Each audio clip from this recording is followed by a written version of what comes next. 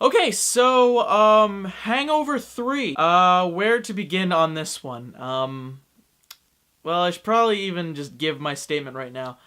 If you are a fan of the Hangover movies, if you're a fan of the Wolfpack trilogy, I would have to say you're going to be really disappointed with this one, because this was the weaker of the three. Personally, like, I'm not obsessively a fan of the series. I like the movies, they're pretty good. I've seen one, I rented two on, like, Netflix or something like that, and then three I was hyped up for, because I've seen the trailers, I've seen the poster replicating the final fucking thing of Deathly Hallows, which I'll put on screen right now. It led up to this entire, like, epic that was going to happen as they go back to Las Vegas, and pretty much it was a letdown. It was a really big letdown. Basically, the plot to this is Stu, Doug, Bradley Cooper's character, along with Zach Galifianakis' character's entire, like, family after his dad dies, set up an intervention for him to try and help him out, because he's off his meds for like 6 months, and it's really affecting him. So they're going to bring him to this place called New Horizons. And as Alan says, it does sound cool. But what happens is they're going to bring him there.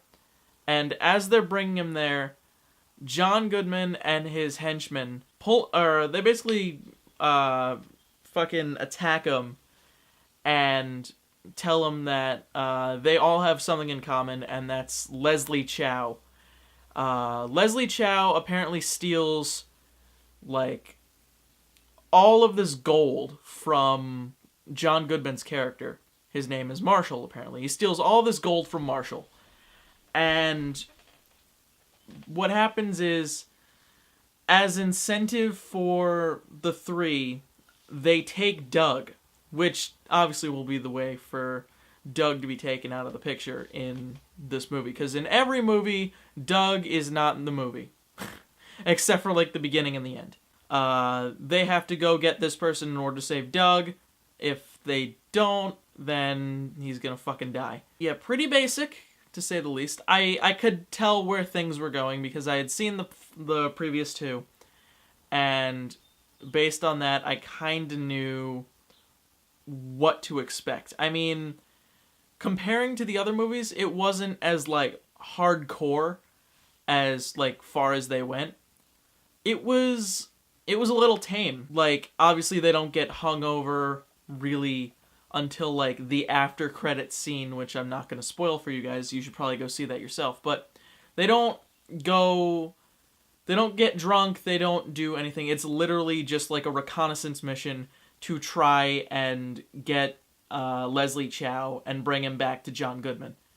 That's really it. The entirety of the story, though, like, dialogue-wise, is sort of just reminiscent back to the previous movies. Like, everything sort of harps back on the older movies, sort of trying to connect everything together. And I don't have a problem with that. I'm fine with, like, connecting all ties, putting everything together to make sense. What I do have a problem with is the fact that they... what's the word? They harped on it way too much. Like, in the sense of, oh, if you're watching this for the very first time, we're gonna hold your hand and walk you through the entire trilogy throughout this one movie. To me, that just sort of, like, it makes the audience feel dumb. I don't know why, I just really have a problem with that. There were points where I did laugh, though, but I don't know if those points were just sort of laughing out of desperation, because there were moments that were genuinely funny. I don't want to say, like, shock humor. I want to say just silly, in a way. Like, mostly the bits that made me laugh were coming from Ken Jeong or Zach Galifianakis, because they seem to be the loved characters in this. Like, honestly, this is one of those movies that every funny moment from the trailer, like, is the movie. Like, that happened with that movie The Other Guys with Will Ferrell and Mark Wahlberg. Every funny moment from the movie is in the trailer, and that's all you need to see. That's sort of disappointing me, where it's like, you only get the best moments, and that's it. You're done. Like, I feel like that's going to be disappointing for a ton of people who watch this movie.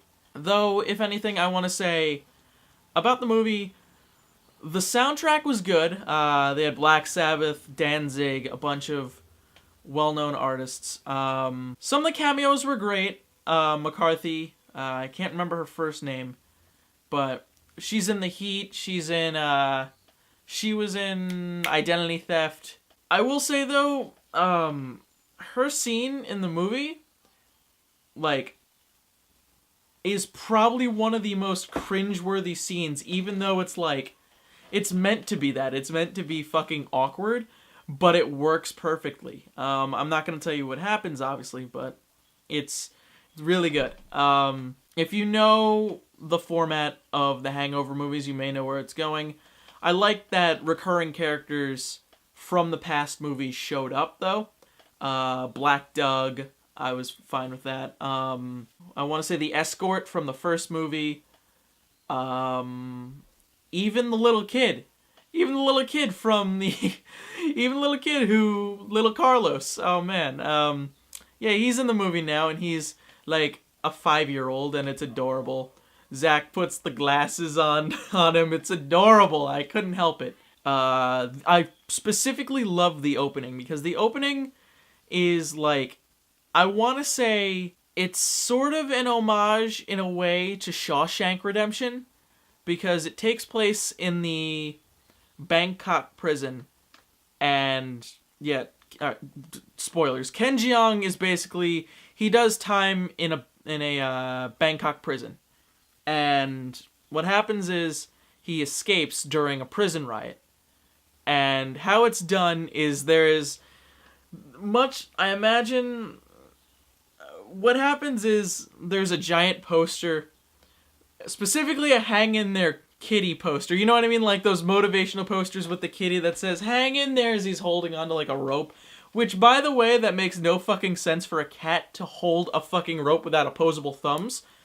But yeah, he's hanging on the rope, and it says hang in there, and he pulls the poster off, and there's a giant hole, chasm thing leading out, and you just hear the police chief scream. He's like, Cha! I dug that a lot, because it was very much like, while it was very serious in this movie, it still worked for the moment. Like, you can tell they were being over the top, but it fucking worked. Other than that, like, my real complaint is the movie took itself way too seriously. Like, I mean, it was a comedy, but to me, it just came off as this film that was trying to be the borderline between a drama and a comedy. Like, not a drama, I mean, this crime film where they have to take out one guy and bring him to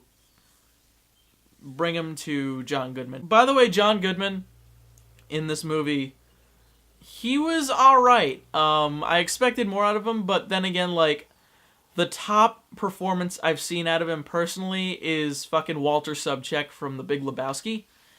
I personally thought he was gonna pull that, but, like, he tried to be threatening, but I couldn't feel it. Like, I really couldn't sense it. I couldn't take it seriously, so I don't know if you guys can, but he did a good job. He's a really good actor. It's just I didn't find it that, like, compelling. Yeah, I didn't find it that compelling. I was really looking forward to this movie. Not saying that, like, I was going in to hate it. I genuinely wanted to see it, and I genuinely wanted to enjoy it.